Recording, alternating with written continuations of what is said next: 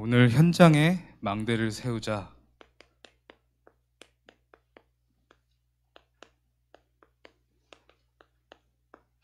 그럼 현장에 망대를 어떻게 세워야 되는가?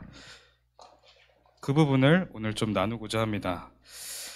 여러분, 랩넌트라는 단어 많이 우리 사용하죠. 뭐 누구 부를 때도 랩넌트 하는데, 랩넌트라는 단어가 성경에 나옵니다. 그건 여러분 아시죠? 랩넌트. 근데 이 성경 중에 제일 많이 나오는 그 성경이 어디냐면 이사야서와 예레미야서입니다.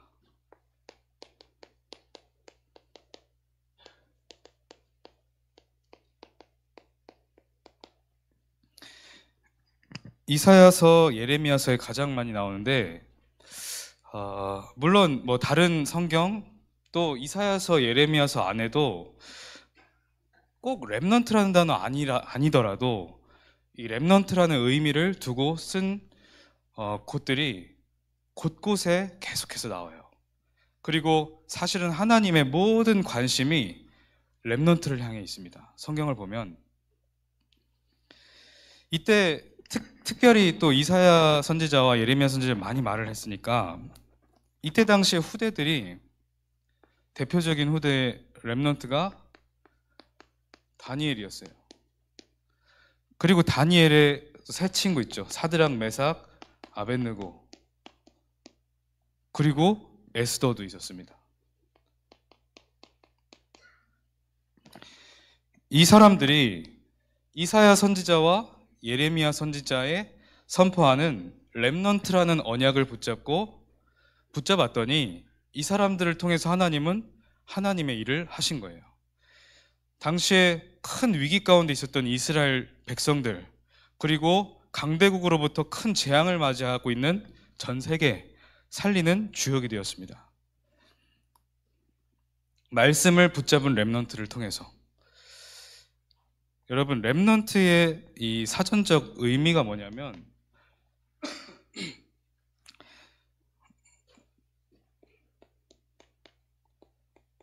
남은 부분, 이게 좀 순화시켜서 말한 거지, 다시 말하면 찌꺼기, 뭐 잔재 이런 뜻이에요. 렘넌트라는 단어를 영어 번역을 하면서 사용을 했어요. 이 렘넌트라는 단어가 중요합니다. 여러분들이 이렇게 보일 수 있어요. 내가 무슨 찌꺼기 같이 보일 수 있어요.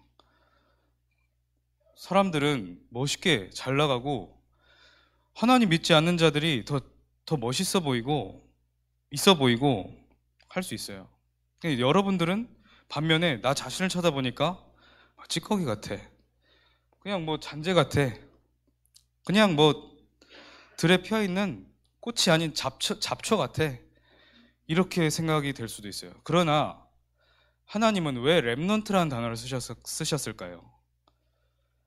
찌꺼기 같고 잔재 같고 버려진 자 같은데 하나님은 이들을 사용하셨다는 겁니다. 버려져야 사용되는 게 아니라 이렇게 보이는데 이들 속에 하나님의 복음을 심으셔서 하나님은 전 세계 복음화를 이루시는 그 일을 성경에 또 여러분들의 인생을 통해 쓰시고 있다는 겁니다.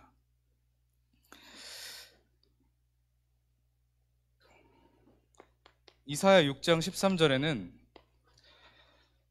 전 세계가 지금 재앙 가운데 있다. 그래서 멸망할 건데 뭐라고 표현되어 있냐? 10분의 1. 그 멸망해서 그 10분의 1이 숨 쉬든 말듯 살아있을지라도, 허덕이면서 살아있을지라도 그것도 황폐하게 될 것이다. 다 무너지고 더 무너지고 더 황폐되고 완전 뭐 희망도 없이 여러분 보이게 될 거다. 여러분 그렇게 될 겁니다.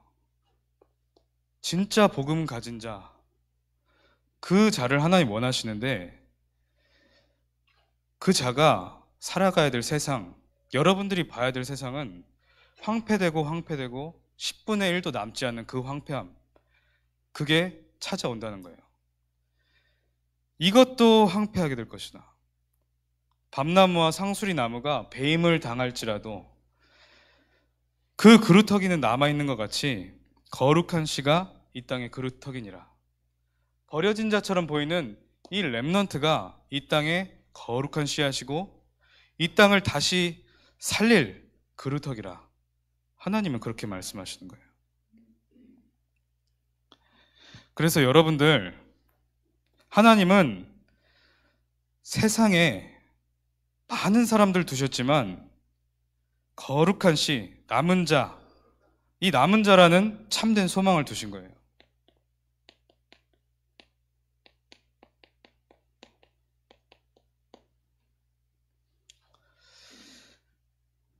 지금 여기 모인 여러분들이 그 길 위에 서 있어야 돼요. 이 길 위에 서 있으면 되는데 안 서 있으면 문제되는 겁니다. 그러나 서 있으면 돼요. 오늘 여러분들 이 길 위에 반드시 서시길 바랍니다. 렘넌트라는 단어가 거의 의미는 다 같지만 처음으로 이때 나와요. 창세기 45장 7절이 뭐냐? 지금 요셉이 총리가 된 이후에 형들을 만나는 장면이에요. 형들이 이제 요셉에게 겁을 먹고 있는 거예요. 총리된 요셉이 자기들을 해할까봐. 요셉은 어떻게 알고 있고 어떻게 형들에게 말해줍니까? 하나님이 큰 구원으로, 여러분, 이 형들은 요셉을 죽이려고 했단 말이에요.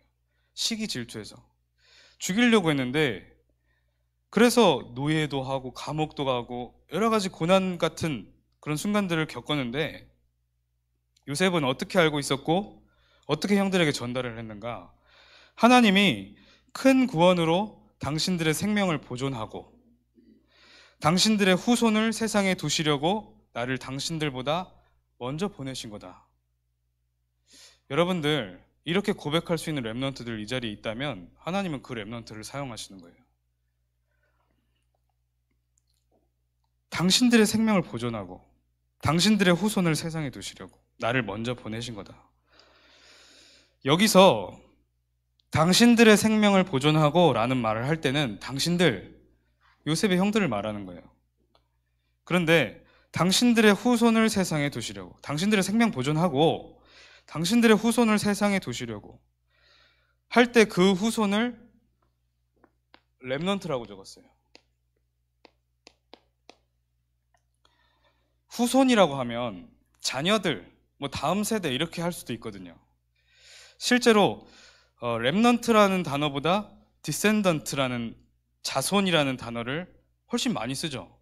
근데 창세기 45장 7절에는 디센던트가 아니라 렘넌트를 씁니다. 히브리어에서도 렘넌트라는 똑같은 단어를 써요. 쉐에리트라는 남은 자라는 단어를 써요. 특별히 여기서 그냥 후손이 아니라, 그냥 아들이 아니라 쉐에리트, 렘넌트라는 단어를 쓴단 말이에요. 왜 이렇게 썼을까요? 요셉의 형들 포함해서 베냐민까지 이스라엘 12지파를 통해서 하나님은 역사를 써가셨죠. 그 자손들 안에 소수의 렘넌트들이 있었던 거예요. 이들을 요셉을 통하여 살려둬야 될 이유는 뭐냐? 렘넌트. 그래서 하나님은요, 렘넌트 시대마다 일으키기 위해서 모든 일을 하시는 거예요. 이 복음을 지킬 수 있는 그 렘넌트 위해서 하나님은 일하고 계신 거예요. 그래서 말씀을 이렇게 다시 보면은 어떻게 말할 수 있습니까? 하나님이 큰 구원으로 당신들의 생명을 보존하고 당신들을 통해서 렘넌트를 세상에 두시려고 나를 당신들보다 먼저 보내셨나이다. 제대로 해석하면 그건 거예요. 야곱을 통해서 나온 자손들, 단순히 자손이 아니라 그 속에 태어날 렘넌트 위에서 요셉을 먼저 보내셨다. 그래서 요셉을 렘넌트로 두시고 생명을 살려서 또 다른 렘넌트를 세우시기 위해서 요셉을 애굽으로 보내셨다. 그래서 그 이후에 시대마다 렘넌트들이 일어났다. 모세, 사무엘, 다윗 계속해서 일어나는 거예요. 엘리사, 다니엘, 바울. 야곱의 아들들, 요셉의 형들은 의식주에 붙잡혀 살았어요. 먹고 자고 싸고 어떻게 하면 이걸 잘할까? 여기에 붙잡혀 살았어요. 그렇지만 하나님은 큰 계획이 있으셨기 때문에 이스라엘 12지파를 통해서 하나님은 언약대로 일하셨고 그 속에 소수의 세계 재앙을 막을 렘넌트들이 나온 거예요. 집중하셔야 돼요. 세연이 집중하세요. 선생님들도 다 집중하세요. 집중을 내가 못한다. 그거 깨셔야 돼요.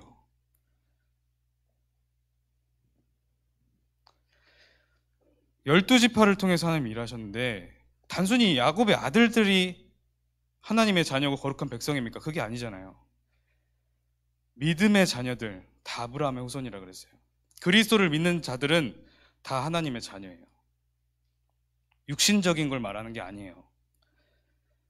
지금도 하나님은 시대를 살릴 렘넌트들을 키워가고 계신다.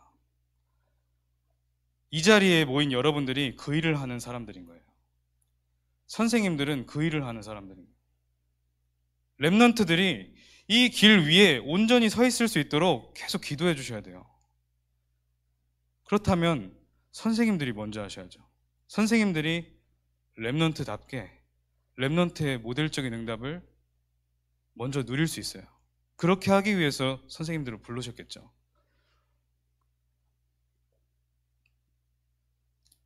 그래서 이 렘넌트 중에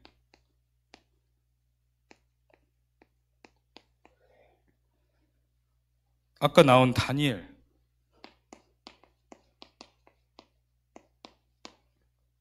렘넌트는 어땠습니까?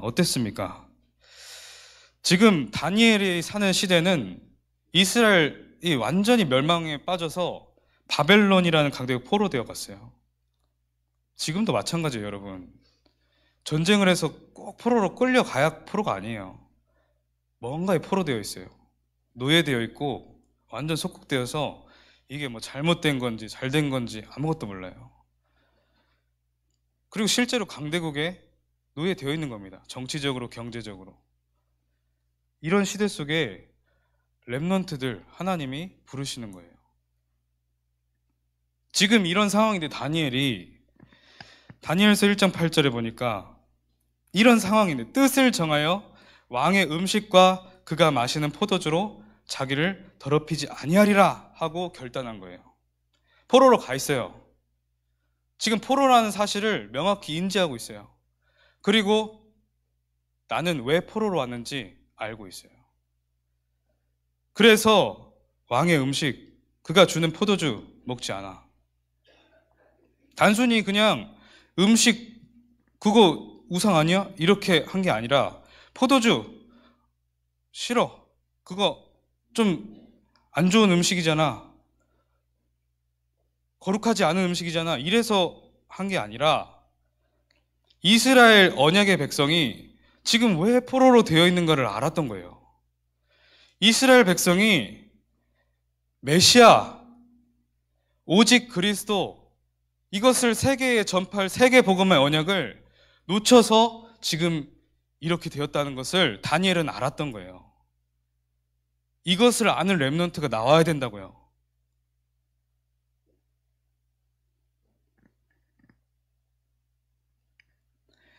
바벨론 신하들이 이 다니엘 너무 똑똑하고 막 이제 죽이려고 하는 거예요. 이방인 주제의 왕한테 인정받고. 그들이 볼 때 이방인이죠. 바벨론 신하들의 모함으로 죽을 위기에 처했는데 어떻게 합니까? 다니엘서 6장 10절에 보니까 그것을 알고도 그거 다 알아요. 자기 죽이려고 하는 거 알고 자기 처형 직전에 처해져 있는 거 다 알아요. 왕이 주는 음식, 왕이 만든 금신상, 거기에 절하지 않으면 바로 처형되는 거 알아요. 그것을 알고도, 그때 써 있는 거예요. 그것을 알고도. 왠지 아니까. 중요한 게 뭔지 아니까. 육신 세계에 빠져 사는 다니엘이 아니니까. 자기 집에 돌아가서는 윗방에 올라가서, 정은진 선생님 집중하세요. 정은진 선생님.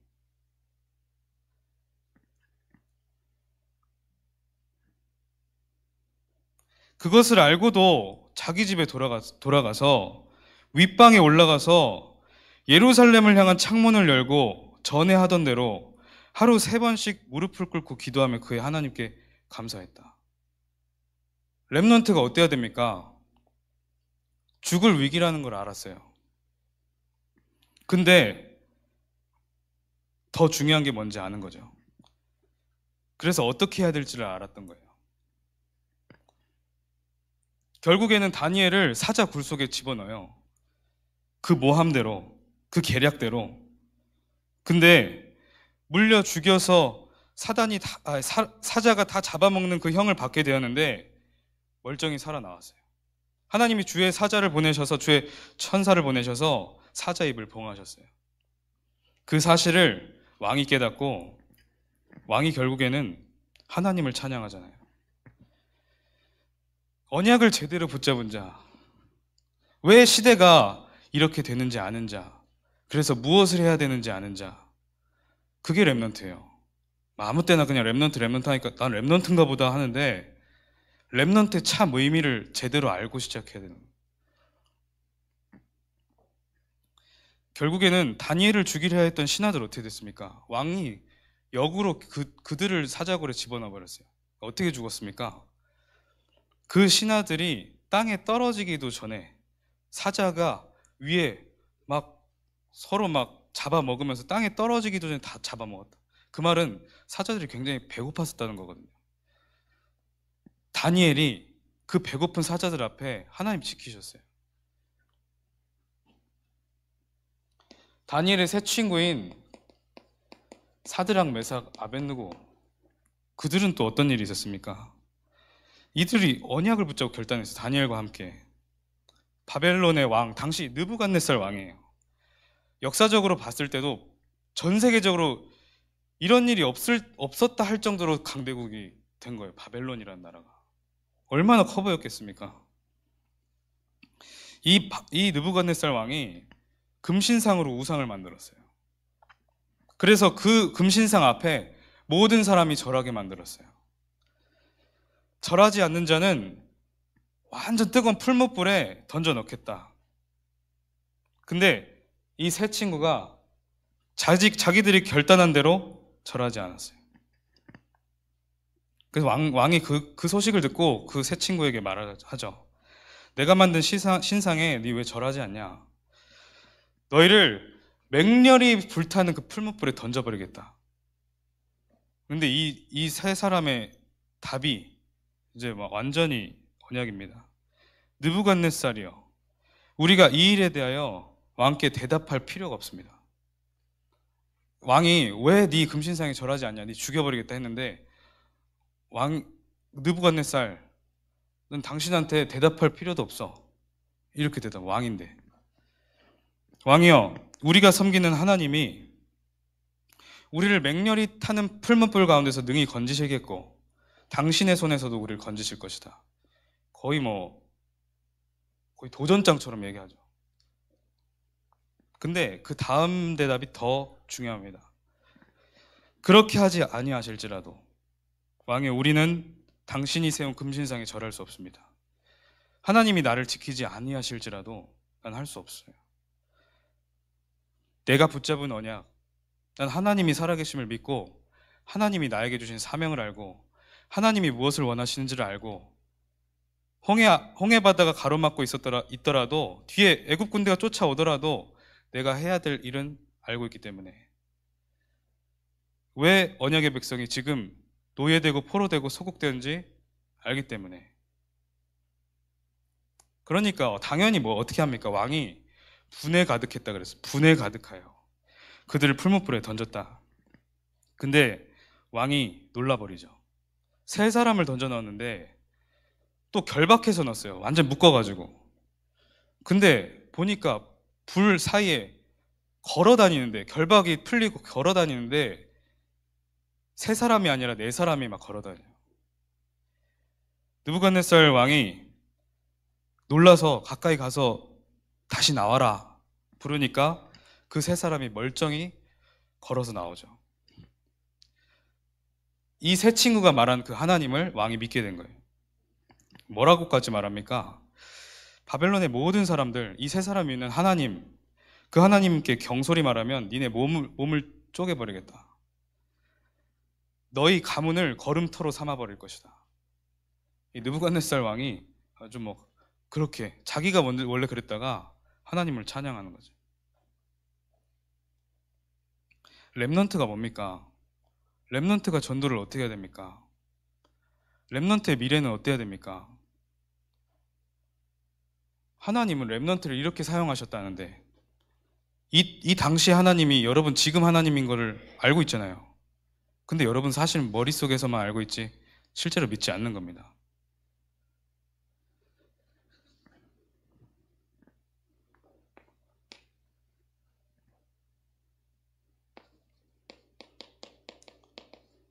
에스더는 지금 이스라엘 민족이 죽을 위기에 처했어요.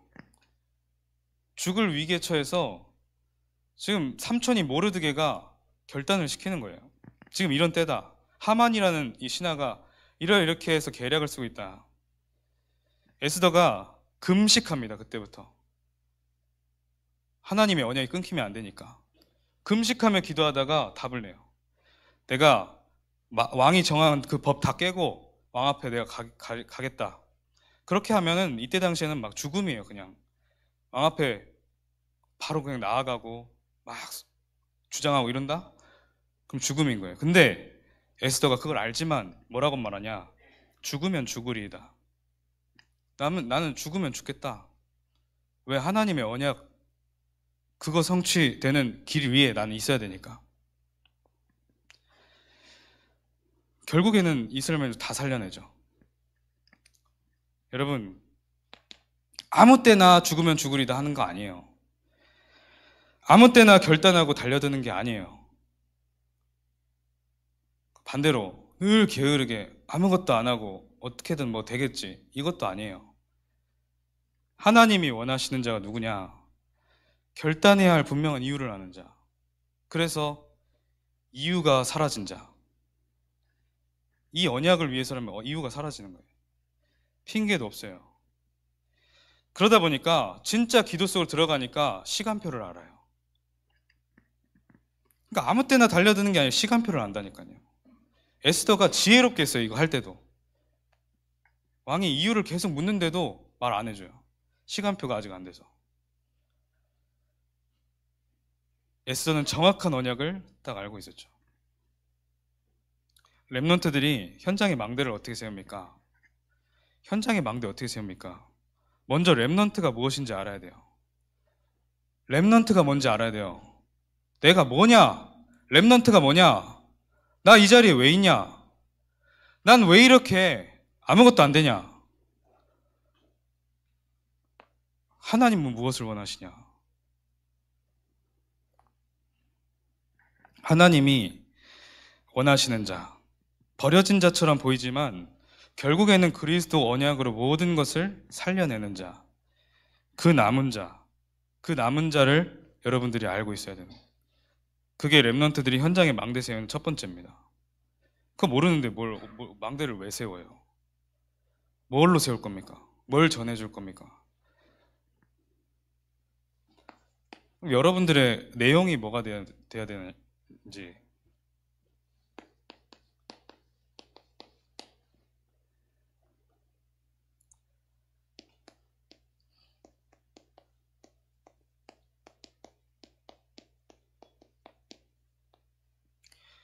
오직 예수 그리스도.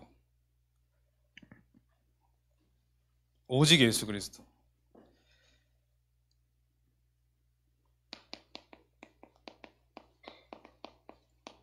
사도행전 4장 12절에 베드로는 이렇게 말했어요. 다른 이로서는 구원받을 수 없나니 천하 사람 중에 구원받을 만한 다른 이름을 주신 적이 없다. 인간의 문제는 다른 문제가 아니에요. 여러분들 가정 문제가 부모님이 실수해서 잘못 만나서 여러분들이 좀 부족해서 생긴 문제가 아니에요. 하나님 떠난 문제예요. 하나님 떠나서 사탄은 얼마든지 그 가정 가문을 공격할 수 있게 된 거예요. 공격할 수 있을 뿐만 아니라 사탄이 완전히 장악해서 주인 되어버린 거예요. 얼마든지 주무를 수 있는 거예요. 그 문제가 각인 뿌리 체질 시스템으로 남아서 지금 여러분들 삶 속에 녹아 있는 겁니다. 그 문제 때문에 인간은 고통 속에 살 수밖에 없고 앞으로도 그럴 거예요. 더 심각해질 거예요. 다른 이로서는 구원받을 수 없나니. 인간은 그래서 하나님을 만나야 되고 구원받아야 되는데 다른 길이 없다는 거예요. 예수 그리스도로만 구원받을 수 있고 구원받는 것만이 이 문제 해결받는 유일한 길이라는 거예요. 다른 길이 없어요. 아무리 착한 일 많이 해보세요. 아무리 사랑해주고 아무리 기적을 많이 일으키고 신비를 일으키고 도덕을 많이 말해보세요. 윤리를 많이 말해보세요. 구원받을 수 없어요.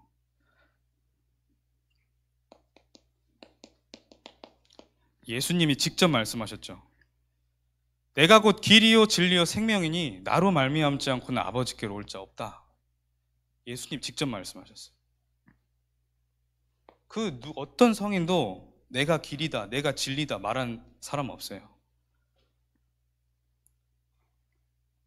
근데 수많은 역사가 증언하듯이 그리스도를 믿고 하나님 자녀된 자, 재앙과 저주와 가문의 흐름 속에 벗어났고 승리했어요.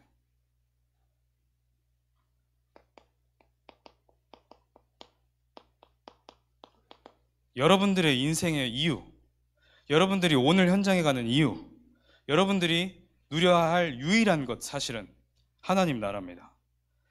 여러분들이 기도를 어떻게 합니까? 주님은 이렇게 기도하라고 하셨어요.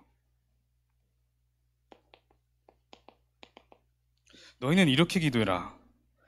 하늘에 계신 우리 아버지여, 이름이 거룩히 여김을 받으시오며. 먼저 하나님께 영광을 돌리세요. 하나님께 영광, 가장 첫 번째. 마지막도 하나님 영광.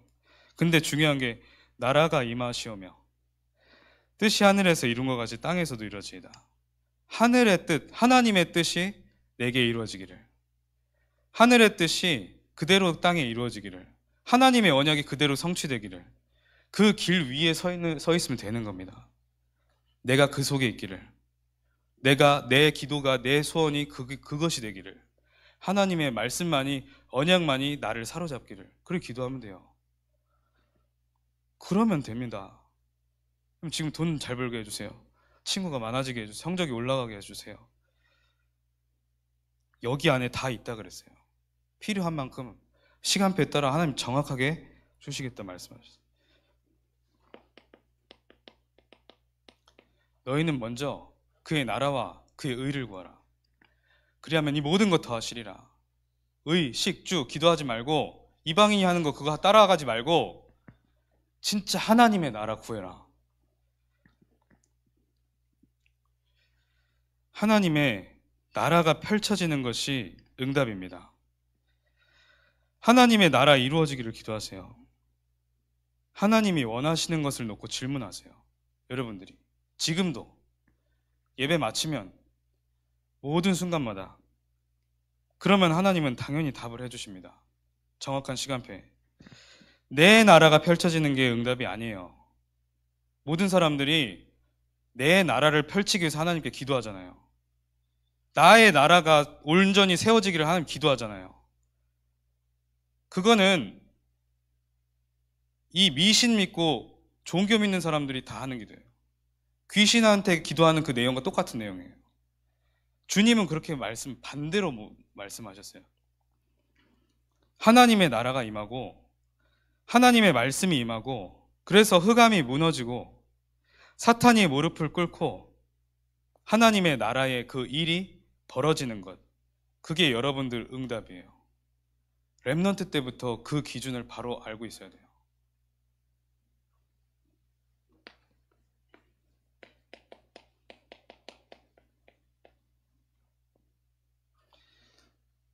내 힘으로는 안 되기 때문에 오직 성령이 너희에게 임하시면 너희가 권능을 받고 예루살렘과 온 유대와 사마리아와 땅끝까지 이르러 내 증인되리라.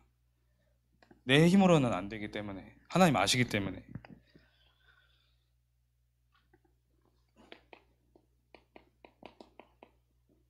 내가 아버지께 구하겠으니 그가 또 다른 보혜사 성령을 너에게 주사 언제까지?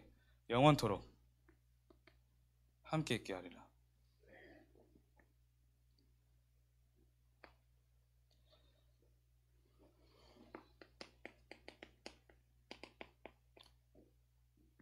너희는 너희가 하나님의 성전인 것과 하나님의 성령이 너희 안에 계시는 것을 알지 못하느냐? 지금도 성령께서, 하나님께서, 그리스도의 영, 성령이 내 안에 성전 삼으시고 함께 계신다. 그래서 여러분들을 어떻게 세우시길 원하시냐?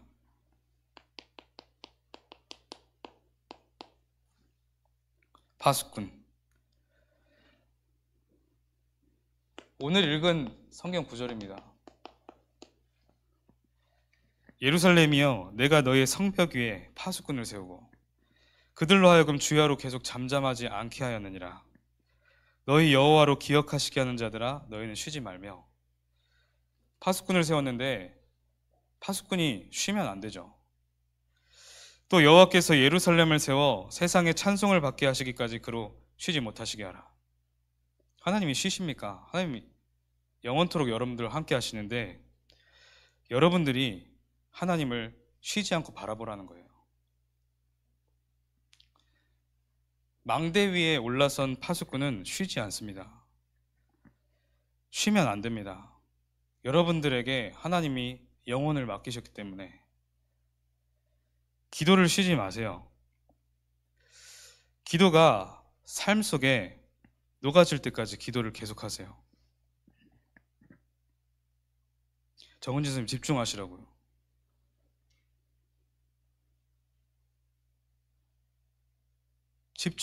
예배에 집중을 못하는데 어떻게 뭘 합니까?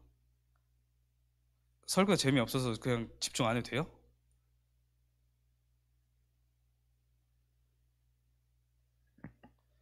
기도를 쉬지 말라고요. 기도가 삶 속에 녹아질 때까지 도전하세요. 그거밖에 방법이 없어요. 문제가 오면 작은 문제이든지 큰 문제이든지 말씀 가지고 답이 찾아질 때까지 기도를 하세요. 답이 있습니다.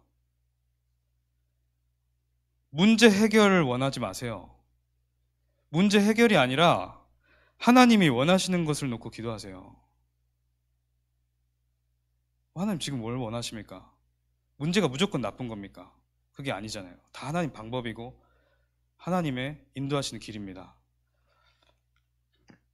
갈등이 오면 상대방을 바꾸려 하지 마세요. 나를 계속해서 갱신시키세요. 그게 기도입니다. 복음은 무한되기 때문에 그 어떤 것도 수용할 수가 있죠. 상대방을 바꾸려 하지 말고 나를 갱신시킬 수 있는 깨달음과 영적인 힘을 달라고 기도하세요. 위기가 오면 렘넌트에게는 무조건 기회예요. 렘넌트에게는 무조건 기회예요. 무슨 기회가 시작된 거냐? 응답의 시간표가 온 겁니다. 여러분, 위기 왔죠? 내 힘으로 벗어날 수가 없죠? 그 응답의 시작의 시간표라고요. 그게 정확합니다. 여러분들 그 문제 때문에 여러분들이 쓰임받기 시작할 거예요. 나중에.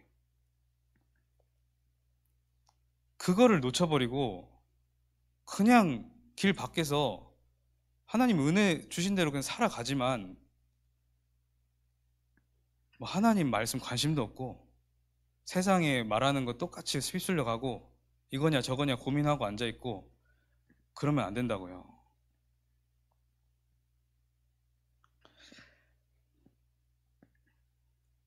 위기가 오면 여러분 진짜로 기대가 될 만큼 기도하세요.